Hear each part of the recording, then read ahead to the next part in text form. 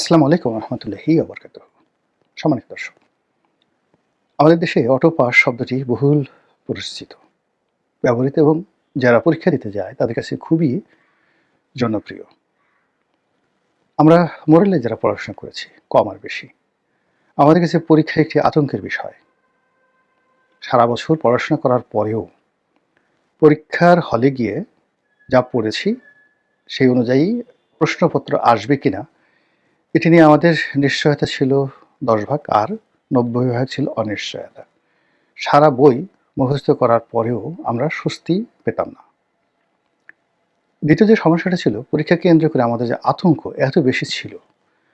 পরীক্ষার হলে যাওয়ার পরে পেপার নিলাম, তারপরে প্রশ্নপত্র হাতে দেবে, সেটা এসএসসি, এইচএসসি, অনার্স, মাস্টার্স কিংবা ধরুন আরও আগে যে স্কলারশিপ পরীক্ষাগুলো দিয়েছি, এমনকি ক্লাসের যে পরীক্ষাগুলো দিয়েছি, ওই প্রশ্নপত্র হাতে পাওয়ার আগ পর্যন্ত বারবার হাত পা কাঁপতো, হাত ঘামিয়ে যেত, কণ্ঠনালী শুকিয়ে যেত। এরপর যেটা হতো সেটা হলো অতিরিক্ত টেনশনের কারণে যে প্রশ্নগুলো একেবারে জানা, মুখস্থ করে আসছে, সেই প্রশ্নগুলো ভুল হতো। বিশেষ করে অঙ্কের ক্ষেত্রে, বিজ্ঞানের ক্ষেত্রে মারাত্মক ভুল হয়ে যেত। পরীক্ষার হলে বা এই পরীক্ষার ফলাফলের সময় টেনশন হয়নি এরকম কোনো ভালো ছাত্র নেই। সাধারণত যারা পড়াশোনা করেনি, মন্দ ছাত্র, মানে তাদের পরীক্ষার হলে গিয়েও টেনশন হতো না, কখনোই তাদের টেনশন হতো না। কিন্তু যারা যত বেশি পড়াশোনা করতো তত বেশি তাদের টেনশন হতো। এরপর যখন ফলাফল ঘোষণা করা হতো, ফলাফল ঘোষণা করার পরে সবার ভিতরের উৎকণ্ঠা থাকতো ফলাফল ঘোষণার আগ পর্যন্ত। প্রচণ্ড উৎকণ্ঠা, কি হবে কি হবে কি হবে। এরপর ফলাফল হতো, যারা ভালো ছাত্র, খুব অল্প ভালো ছাত্র, হাতে গোনা 2-1 জন ছাড়া, বেশিরভাগ ভালো ছাত্র খুশি হতেন না। তারা মনে করতেন যে তারা যত পরিশ্রম করেছেন, কষ্ট করেছেন, ফলাফল আরও একটু ভালো হওয়া উচিত ছিল। এই যে অতৃপ্তি, এই অতৃপ্তি থেকেই একজন ভালো ছাত্র সবসময় ভালো ফলাফল করার পরেও আরও ভালো ফলাফল করা, আরও জানা, আরও শিক্ষার জন্য তারা পাগলের মতো আচরণ করত, শিক্ষকের পায়ের ফুল উঠিয়ে পড়ত, শিক্ষা প্রতিষ্ঠানকে নিজের ঘরের চাইতেও আপন মনে করত, ঘরে বসে থাকার চাইতে স্কুল, কলেজ, বিশ্ববিদ্যালয়ে পড়ে থাকতো। স্কুলের যে অঙ্গন, এটাকে তারা ভালো মানে বাসতেন। আর এভাবেই আমাদের মধ্য থেকে জ্ঞানী, গুণী, কবি, সাহিত্যিক, আমলা কামলা যারা শ্রেষ্ঠতর, তারা বের হয়ে এসেছেন। কিন্তু যেই মুহূর্তে পরিবারতন্ত্র প্রতিষ্ঠিত হয়েছে, রাজনীতির বিবেচনায় নিয়োগ শুরু হয়েছে এবং কোনো রকম যোগ্যতা ছাড়াই মানুষ যখন পেয়ে আসছে, ঠিক তখন থেকেই যে শিক্ষার প্রতি অনীহা, পরীক্ষা সংক্রান্ত ভয়, এটি চলে গেছে। আর এই যে অটো পাসের যে কথাটি বলা হচ্ছে, কোনো রকম পরীক্ষা না দিয়ে অটোমেটিক আপনাকে পাশ করিয়ে দেওয়া হলো।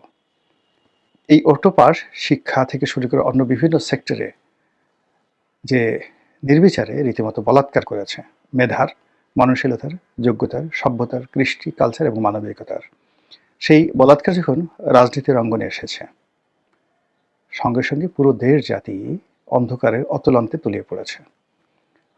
রাজনীতিকে বলা হয় highest art of human and human behaviour. মানুষের যে ব্যবহার রয়েছে এবং মানুষের যে মানবিক যে অভিব্যক্তি রয়েছে, এটির সর্বোচ্চ শিখর হলো রাজনীতি। রাজনীতি কখনো হাঁটু থেকে বের হয় না, রাজনীতি কখনো পশ্চাৎ দেশ থেকে বের হয় না, কোনো ঘামের গ্রন্থি থেকে বের হয় না, পায়ের আঙ্গুল থেকে বের হয় না, নাকের ছিদ্র থেকে বের হয় না, কানের ছিদ্র থেকে রাজনীতি বের হয় না, এমনকি মুখ থেকেও রাজনীতি, মুখ গহ্বর থেকে রাজনীতি বের হয় না।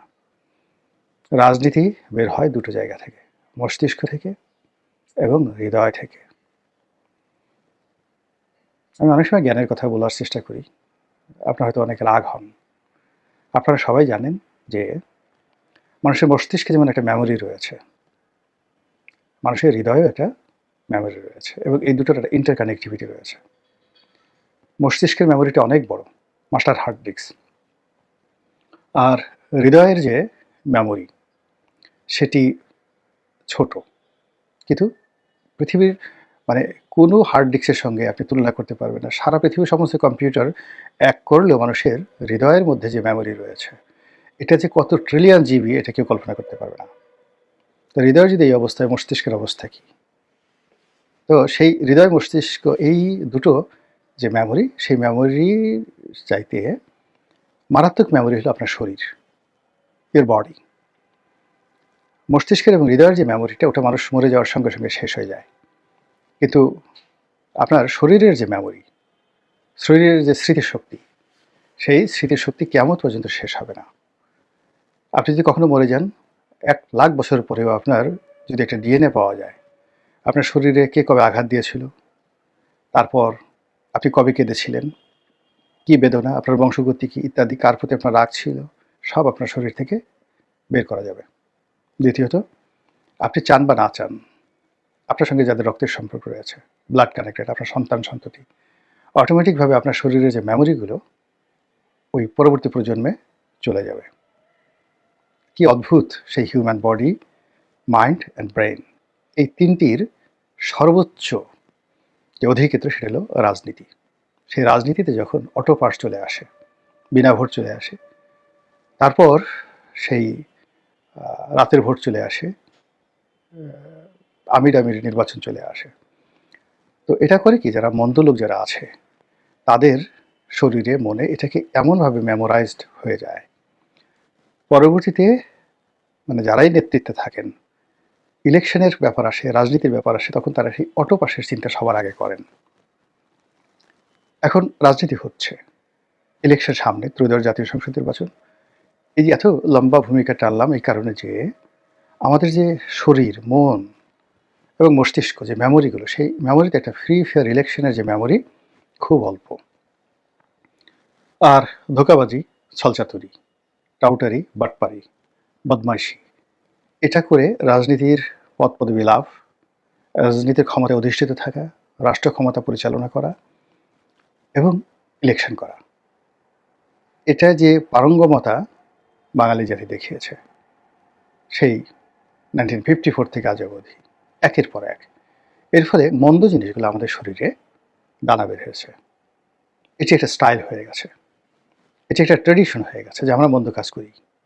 আর সেই মন্দ কাজের ধারণা থেকে এই যে ত্রয়োদশ জাতীয় সংসদ নির্বাচনে যতটা না সম্ভাবনা নিয়ে আলোচনা হচ্ছে, তার চেয়ে 100 গুণ বেশি আলোচনা হচ্ছে মন্দ আশঙ্কাগুলো নিয়ে।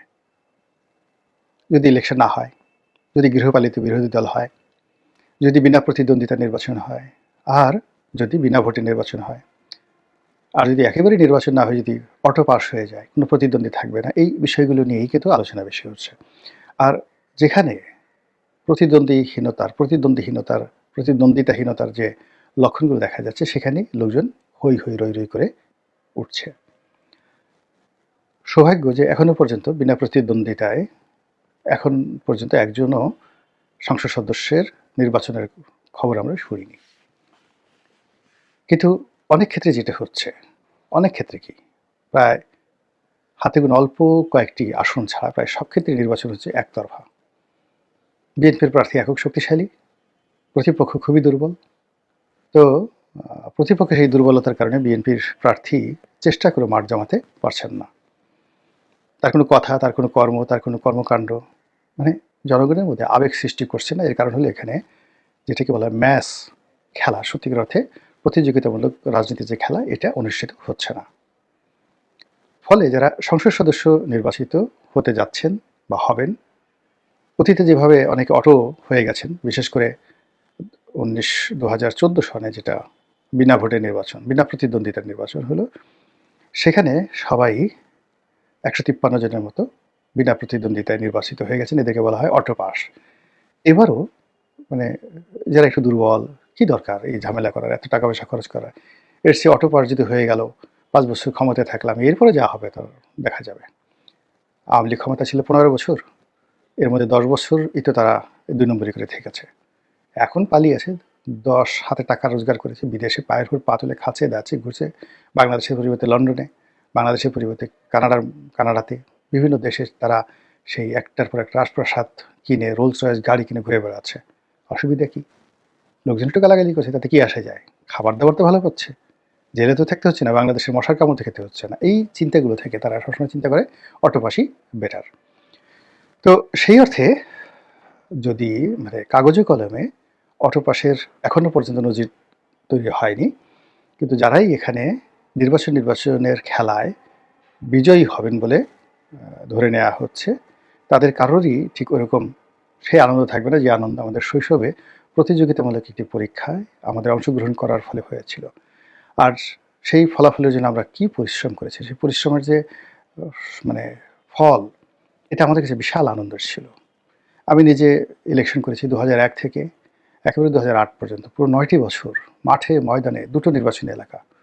দুটো নির্বাচনী এলাকায় কি পরিমাণ শ্রম দিয়েছি, মেহনত করেছি, না খেয়ে, নিজে না খেয়ে সেই টাকা জনগণের মধ্যে খরচ করেছি, এটা আমি ছাড়া কেউ বুঝতে পারবে না। ৮ বছর পরিশ্রমের পরে যখন মনোনয়ন পেলাম, এরপর যখন ইলেকশন করলাম টানা ১ মাস নির্ঘুম রজনী, সে যে কী কষ্ট, কী বেদনা। তারপরে যখন বিজয়ী হলাম, সেই বিজয়ের আনন্দ আপনাদের কাউকে বোঝাতে পারবো না। ৫টা বছর দায়িত্ব পালন করেছি। এর কারণ হলো সবসময় মনে হয়েছে জনগণ আমাকে ভোট দিয়েছে। কোনো কথা বলতে, কোনো কাজ করতে কখনোই নিজেকে হীনমন্য মনে হয়নি। আমি একটা দলের ছিলাম, তারপরে মনে হয়েছে যে আমার প্রতি জনগণের সমর্থন আছে, আমার একটা জাতীয় দায়িত্ব এবং কর্তব্যবোধ আছে।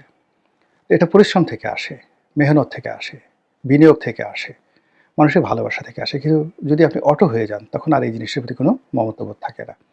তো এইবার একতরফা নির্বাচন, যেখানে মাঠে বিএনপির শক্ত প্রতিদ্বন্দ্বী আওয়ামী লীগ নেই। আর বিএনপি যেভাবে নির্বিচারে কোনো রকম ভয়ভীতি ছাড়া, আতঙ্ক ছাড়া বিজয়ী হয়ে আসবে, এই যে বিজয়ী যারা গ্রুপ রয়েছে তাদের মধ্যে যে এক ধরনের গা ছাড়া ভাব থাকবে, এরকম গা ছাড়া নেতৃত্বকে সংগঠিত করা বিএনপির শীর্ষ নেতৃত্বের পক্ষে সম্ভব নয়।